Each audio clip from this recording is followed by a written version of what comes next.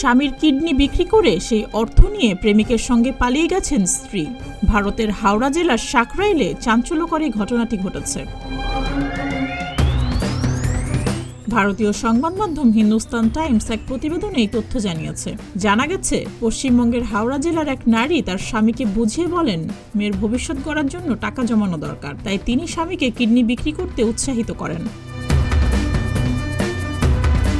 স্ত্রীর এমন অনুরোধের পর স্বামী কিডনি বিক্রি করতে রাজি হন। 1 বছরের চেষ্টার পর 3 মাস আগে একজন ক্রেতা খুঁজে পায় পরিবারটি। 10 লাখ রুপির বিনিময়ে নিজের একটি কিডনি বিক্রি করেন স্বামী আশা করেছিলেন তার পরিবারের দারিদ্র্য কিছুটা হলেও কমবে, কিন্তু তিনি জানতেন না তার স্ত্রীর মনে অন্য কিছু চলছে।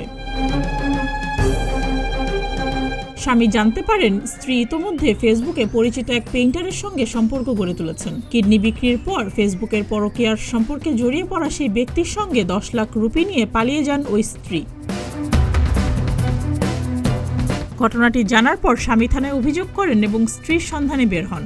এ ঘটনায় ওই স্ত্রী তার স্বামীকে ডিভোর্সের হুমকি দিয়েছেন এবং স্বামীর পরিবারের কারোর সঙ্গেই কথা বলতে অস্বীকৃতি জানিয়েছেন। এই দম্পতির 10 বছরের একটি মেয়ে আছে।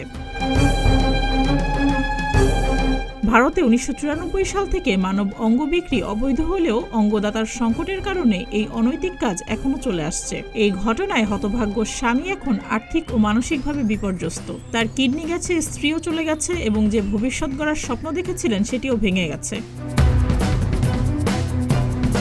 সুস্মিতা, প্রতিদিনের বাংলাদেশ।